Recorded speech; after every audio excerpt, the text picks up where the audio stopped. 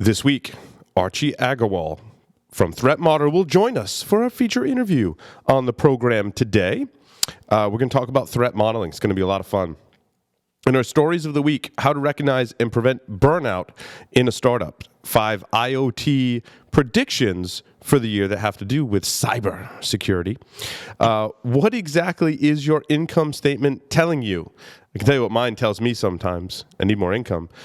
3 tips to help entrepreneurs make the right sacrifices. Why do products fail, which is a continuing theme here on the show, which I think is good. Updates on our journeys and more on this edition of Startup Security Weekly.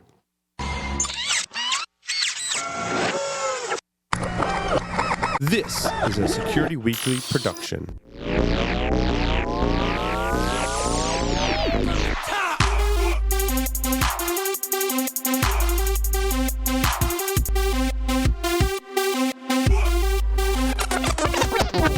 I need it from the top.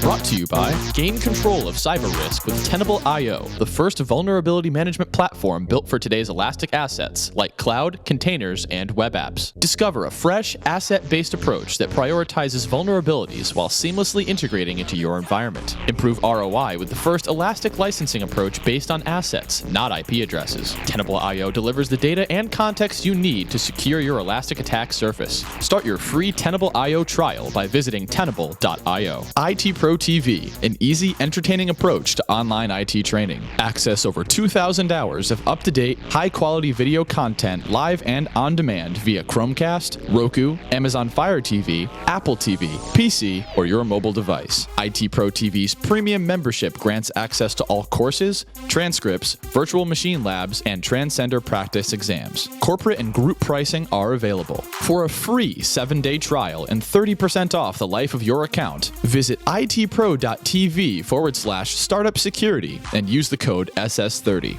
Do you have a website, an external presence, employees, an office? Any of these can be compromised and attacked. How are you defending these assets? Have you penetration tested them? Start 2017 by taking a proactive approach to your vulnerable areas. Black Hills Information Security has been helping companies find their weaknesses since 2008. Email consulting@blackhillsinfosec.com to see how they can help you sleep better at night.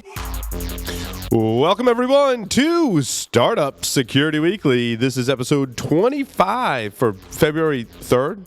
I got it right. February 3rd, Friday, February 3rd, even. Yes. Sometimes I get it right. This is Paul Asadorian, and we are broadcasting live from G Unit Studios in Rhode Island. On the lines via Skype is none other than Mr. Michael Santarcangelo. Michael, welcome. Thank you. It's always exciting to be here, Paul. Looking lovely as always. I try. Look, now that I've upgraded, I have to keep playing with camera angles. I'm trying to get the lighting right. Makeup, wardrobe, all that kind of stuff. Do you know how long it took to get my hair right?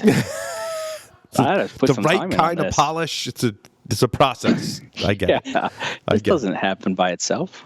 A couple of quick announcements before we get started here today. IT Pro courses include Cybersecurity Analyst Plus, CCNA Cyber Ops, ITIL Operation Support and Analysis, Penetration Testing, Networking Plus, and Ethical Hacking V9. IT Pro is introducing a new membership level soon. All current premium members will be granted the highest membership level available. So sign up today at itpro.tv/startup security and use the discount code SS30 and save 30% off for life. The InfoSec World 2017 conference is being held on April 3rd through the 5th at Omni Orlando Resort at Champions Gate in Orlando, Florida. Security Weekly listeners receive 10% off the conference or World Pass when using the code OS17-SW. Hear talks from Kevin Johnson, Rich Mogul, Cory Doctorow, and more. Visit infosecworld.misty.com. That's MISTI.com to register today. Michael, I will now turn it over to you to introduce our very special guest for today. Yeah, I met Archie. Again, what I'm loving about our industry and the social media and our willingness to share stuff. A couple months ago, I got talking, as we had on this program a couple times, about threat modeling, but looking at it from a startup perspective. And I said, look, threat modeling is not new. It's been around. but it seems like one of those things it's fun to talk about, and it's a little tougher to do. And Archie reached out and said, hey, I will talk about this all day.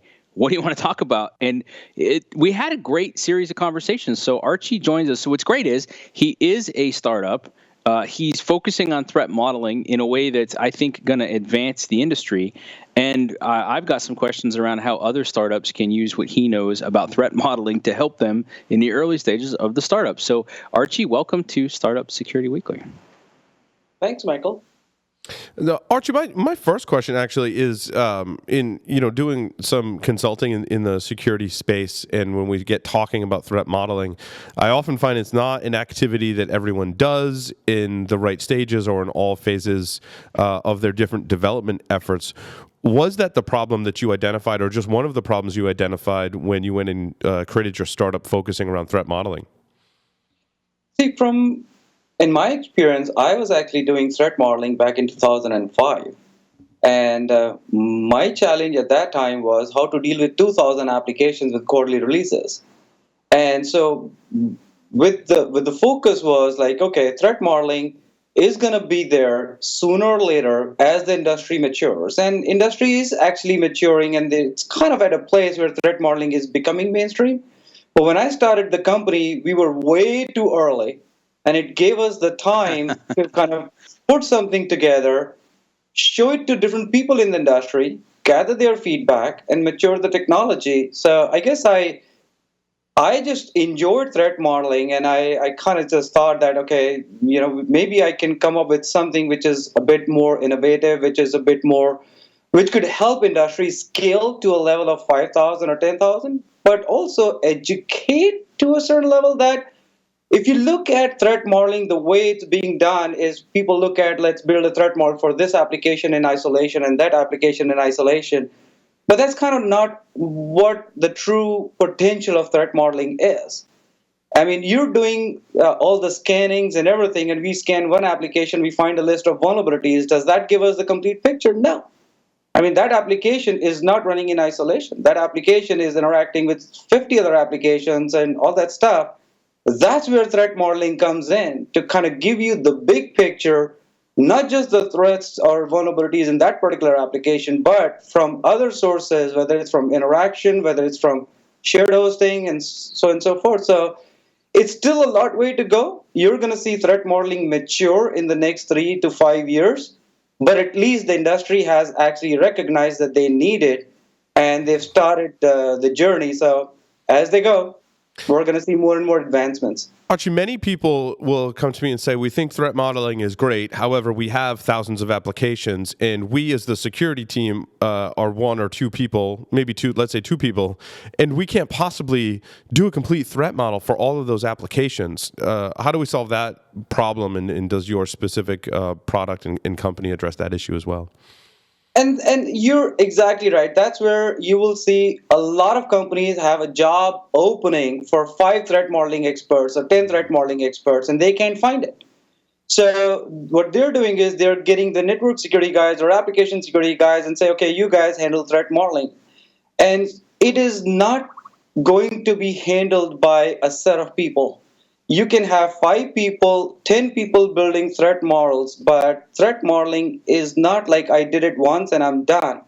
It's a living and breathing document because you're making constant changes to your application.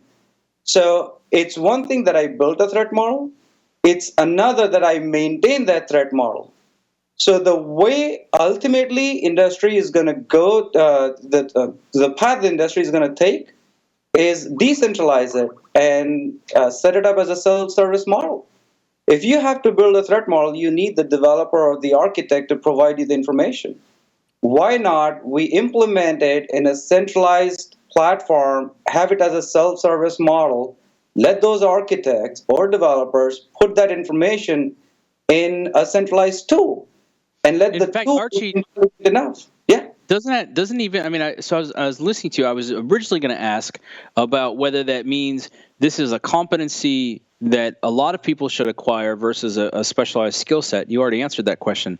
But then as you continued, it almost seems like instead of making it, okay, Paul, your job's go do the threat model. Now what you've said is, architects, you get a chance to chime in. Devs, you get a chance to chime in. Business analysts, you get a chance. So like if you can make it centralized, so there's a centralized source, but everybody gets their piece of the puzzle and they understand it, then you ultimately get perhaps a more accurate threat model. Yep. And people start to understand it better. So my question to you then, and I know we've talked about this, how do you start getting people to even think about that? Because I think when it comes to security, people will say, okay, yeah, I'd like to do my part. We say, awesome, we do this thing called a threat model. And they go, whoa, that sounds like work. Security. Yeah, and I don't know security. So how do you, I like the direction this is heading.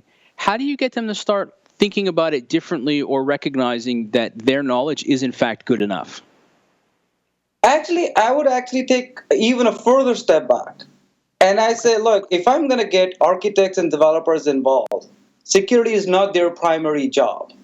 And if I'm expecting them to learn what the new threats are and where they apply, then I failed even before I started.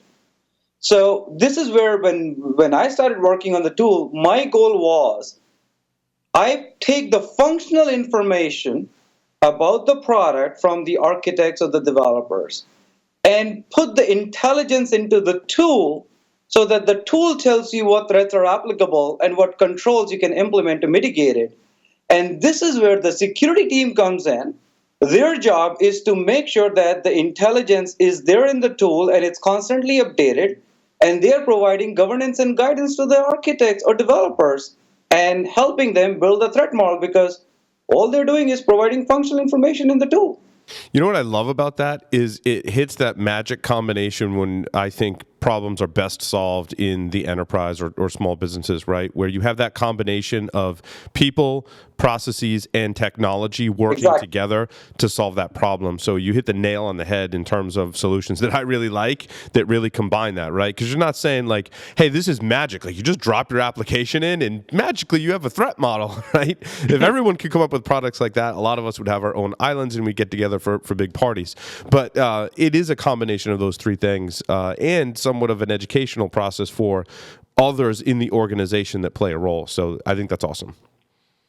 The other thing I would also kind of say, threat modeling has been around for a long time, right? But it hasn't reached to its ultimate potential, which is basically providing CISOs an understanding of their entire attack surface, giving them the measurable and quantifiable data that they can utilize to make more intelligent and informed decisions about what their next 3 projects should be that will mitigate the maximum risk. I mean, we cannot eliminate risk.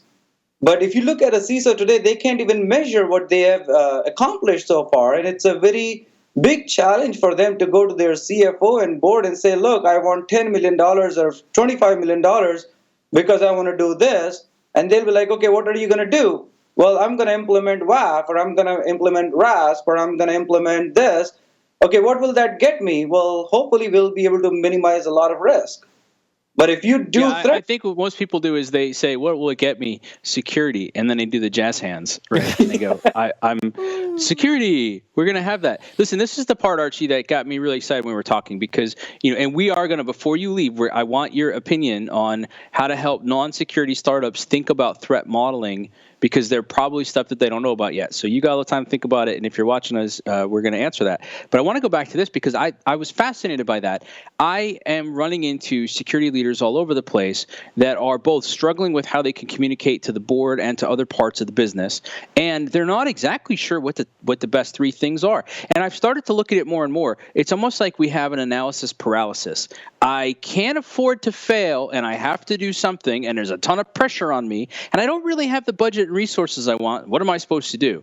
What intrigues me then about what you're saying is if I can show people the threat landscape in the whole organization, I can test my current tools. I can tell you what is and isn't working. And then when I come and make an ask, I can tie it to a specific thing, and I can measure the results.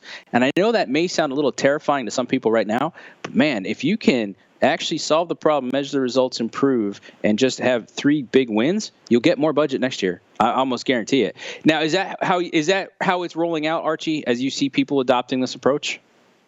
So, no, not yet. Not yet. And I want to separate adopters, come on, get there.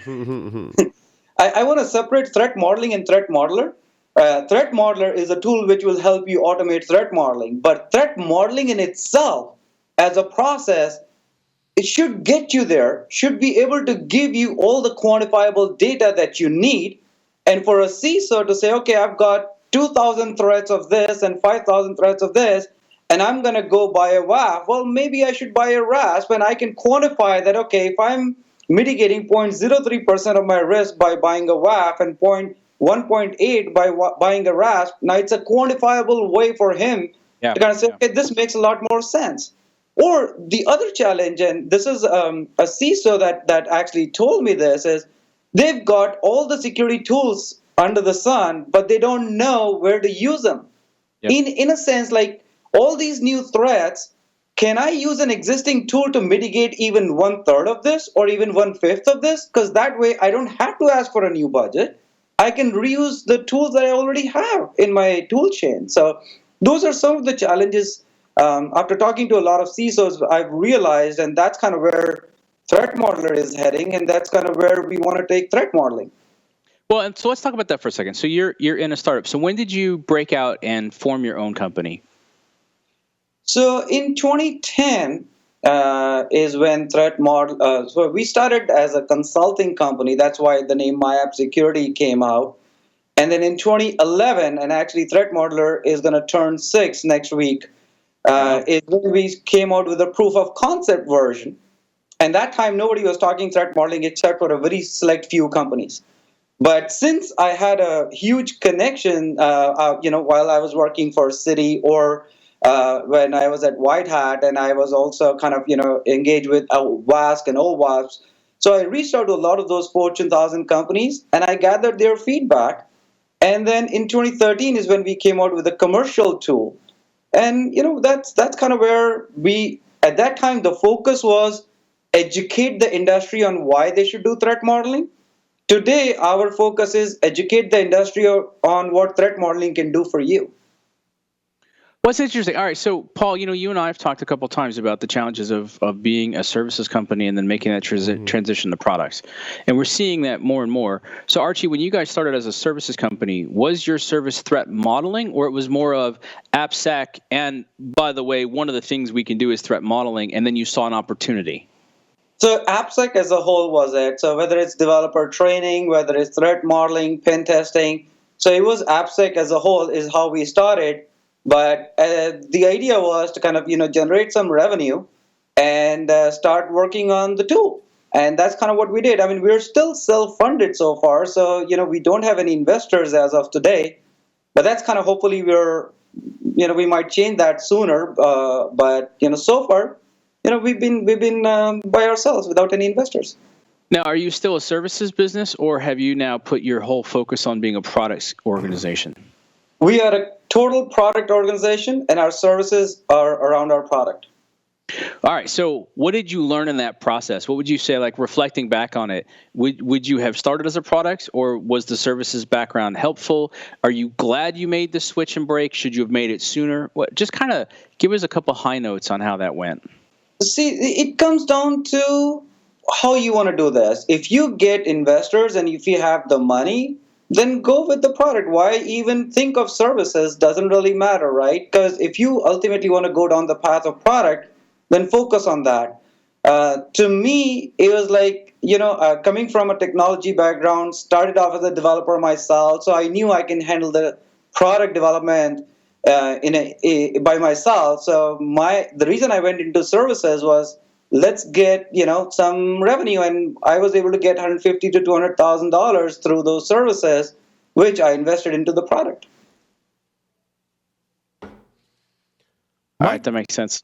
My question was, when I consult with people, and you touched on this briefly, and they're just getting started with threat modeling and they're trying to implement it. There's a couple of different things, and people tend to dig right down in the weeds and go, well, we've got 6 or 7 different technologies that we need to do threat modeling for. Do we come up with one threat modeling architecture or procedures?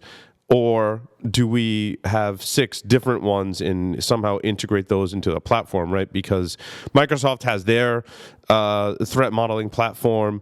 Others like Google have come up with their own threat modeling. So, how much, what advice do you have for those people that are framing the question and kind of starting in the weeds? And this is something which I have been kind of I've dealt with past 6 years. Almost everybody who I speak to, are like, yeah, we have a free tool and Microsoft tool and all that. And actually, initially, it was a bit of a challenge for us. But now, the deals that close the fastest are the ones where they are actually using Microsoft tool, because they realize that they cannot scale that. They realize the shortcomings and limitations of the Microsoft tool. And they come to us, and that's where we don't have to tell them what threat modeling is and how they should do it. We just have to show, look, ours is a better tool. It allows you to scale to a level of 1,000 or 5,000 or 10,000 threat models. It allows you to implement it as a self-service model, and it allows you to work collaboratively with everybody else. So then there are few who still talk about Microsoft tool and all that. And frankly speaking, a lot of the time, since the Microsoft approach has been there since 2003, and they have a community around it, so a lot of people, when they want to learn what threat modeling is, of course, they get a free tool, and that's kind of their mindset is. And most of them don't want to change that mindset. So that's something which we work with them. It takes time, but then sometimes we say, okay, you know what, when you get to that level where you want to build 50, 100 threat models, well, you'll automatically realize the shortcomings. So but that's kind of been our experience. We came out in 2011 as a proof of concept, and Microsoft is still implementing the features that we released in 2011. We've come a long way since then, and we talk about attack surface analysis. I mean, we don't talk about threat modeling as such. We talk about attack surface analysis, because that's kind of the ultimate goal of threat modeling. With Microsoft tool, you still have the same approach. You build a threat model for one application, and you say, okay, that's good enough for me. And we say, look, if I'm going to go to a CISO and say you should invest, $1 million or $2 million or $10 million in threat modeling over a period of next 3 years in people, process, and technology, well, then you have to look at the big picture. And the big question I ask CISOs is like, how are you going to measure the success of your threat modeling initiative that you started? And if you want to use a Microsoft tool, which is good, but how are you going to measure the success? No, I like that. I think that's a sound approach, and I think oftentimes it's an aspect of threat modeling that people don't consider because they're so concerned with some of the technical details, convincing the rest of the organization that they have to do threat modeling, and then they're like, oh no, I have to measure this and somehow report back to management on the effectiveness of my program, and that's really difficult. So I think that's great. I want to go back to Michael's question about startups of any type, whether security or non-security, that are developing software. Is this something that they should do right from the get-go, and what advice do you have for them? And Michael, I don't know if you had anything to further kind of... Let's start there, because I have a scenario I'm going to pitch. I want to see how Archie would handle it, but let's start with this. Actually, I'm seeing 2 different scenarios here. One is so I'm talking to a startup right now, and they're in the healthcare, and they actually, it's a federal requirement for them that they have to submit a threat model. So which is good. The other thing I would say is, even as sorry? I didn't realize that. Is that a HIPAA requirement? They were in the healthcare, so that could be it. Yeah, I mean, I like it. I want to go follow up on that, and I want to try to understand it better. I don't mean to interrupt. That was good. Okay, so they've got a requirement to have one. That's good for you. So they had to submit that threat model, so which was good. But then again, I wouldn't even say a security best practice. I would say as a business best practice, you need to know where you can fail. And if you're building a product, and as a startup, if your product gets hacked, game over. Doesn't really matter, right? So forget about customer acquisition, forget about marketing, this and that. As a startup, no business is going to use your product if there's a security breach around it. It's certainly going to make traction hard, right? So your point is, yeah, they should start early and then model often. Model early, model often. If nothing else, they need to know all the ways that their product could be, compromised, and then prioritize based on, because as a startup, of course, one of the big challenges, security cannot drive the business. That should not be the case. But at the same time, business should not ignore security. That's kind of how I see it. No, I agree. All right, so here's a scenario, and I'm going to try to parse it a little bit. You've got somebody who has been a tradesman their entire life. They're a plumber, and they've come up with a really unique concept. This is a real story that happened, so I'm trying to just sort it out a little bit. And they looked at it, and it's interesting because they said, you know what? They created a product for other plumbers to be able to install that solves a problem for vacation homes and the like. And what was interesting to me was they said, as part of the design, that they did not want to connect it to Wi-Fi for two reasons. One, they wanted to keep plumbers out of the Wi-Fi business. They didn't want to have to go in and ask for your Wi-Fi password or connect to anything. And I thought that was actually kind of insightful.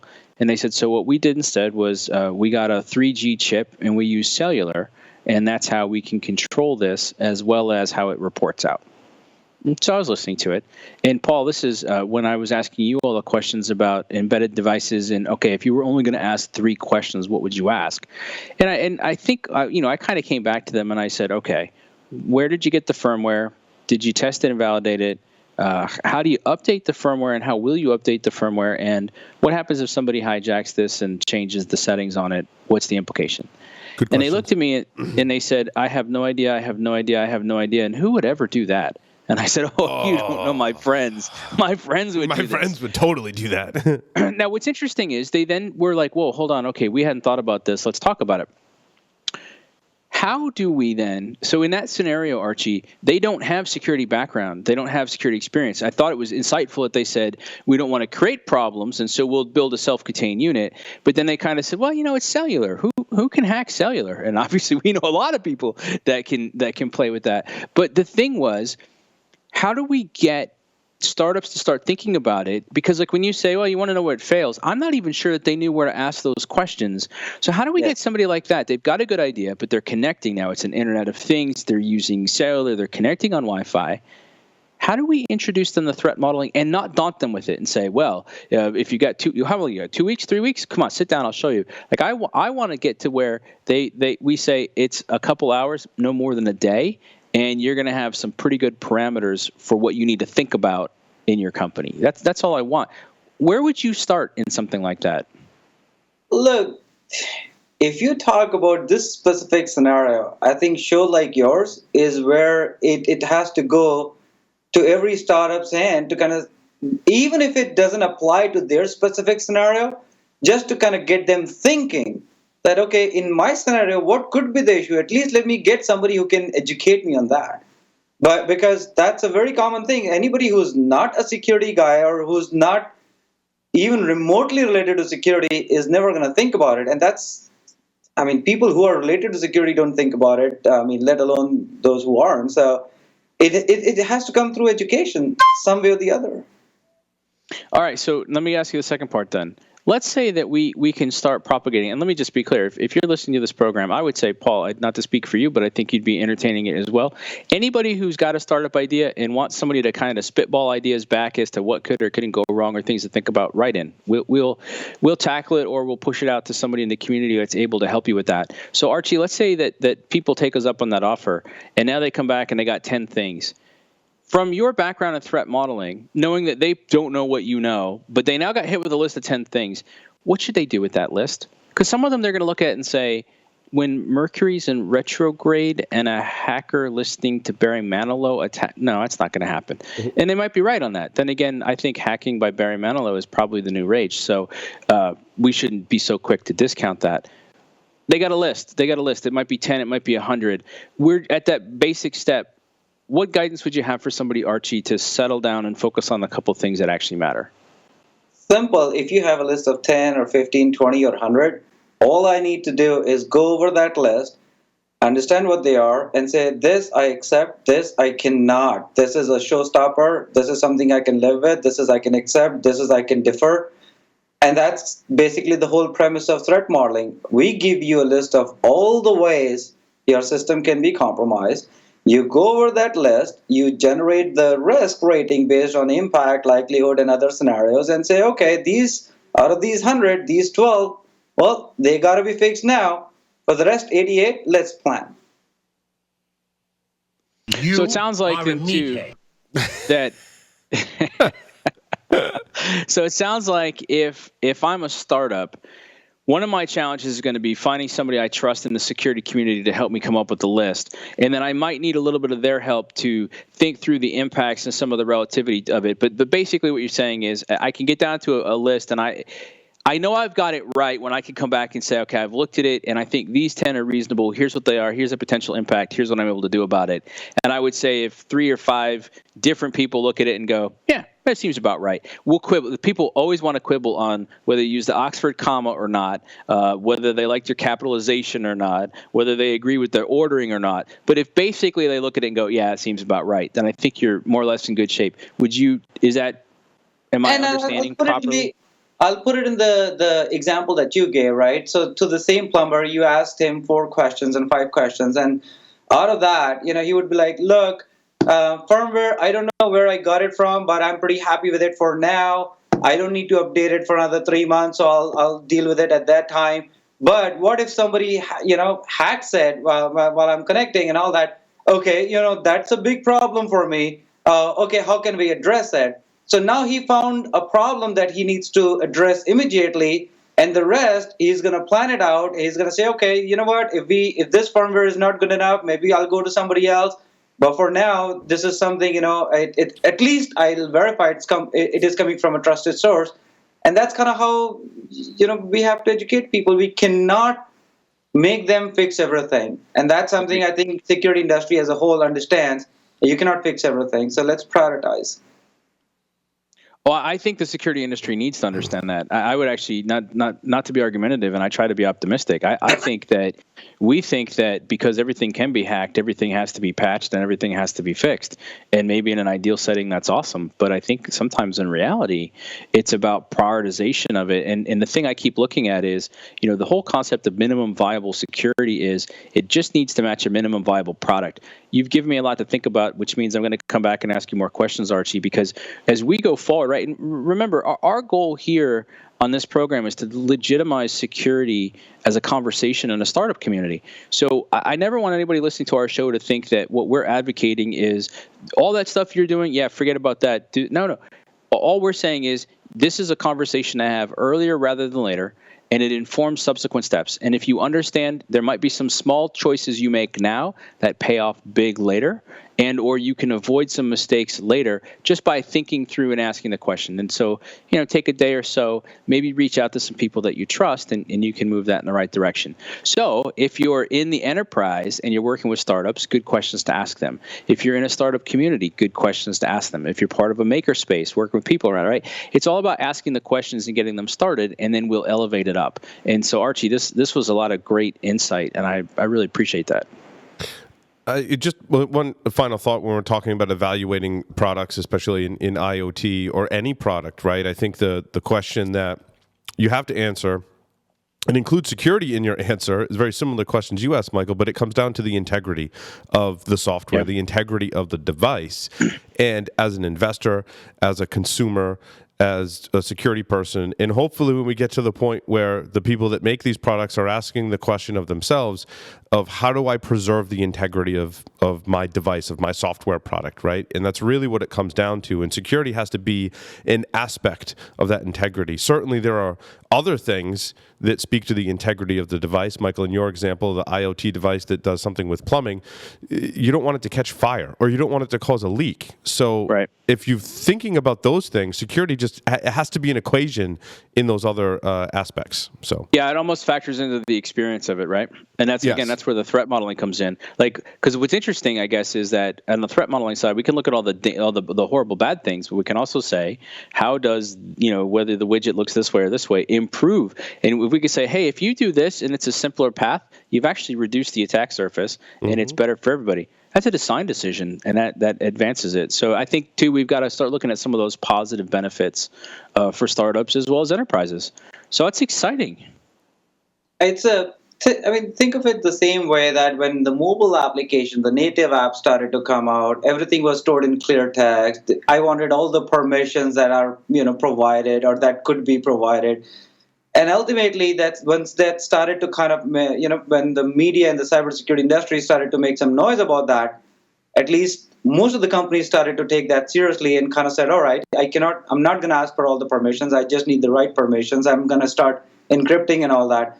And that kind of comes down to the education in the IoT space. We're going to go through the same challenges that we had, whether when the internet was started, when the web development was started, when the mobile was started. It's going to be the same thing.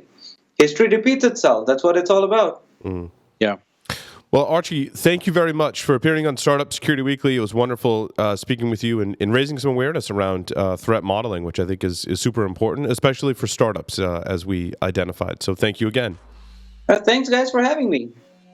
We're going to take a short break, come back, and talk about the startup news for this week. So stay tuned. Don't go anywhere. You are a meathead.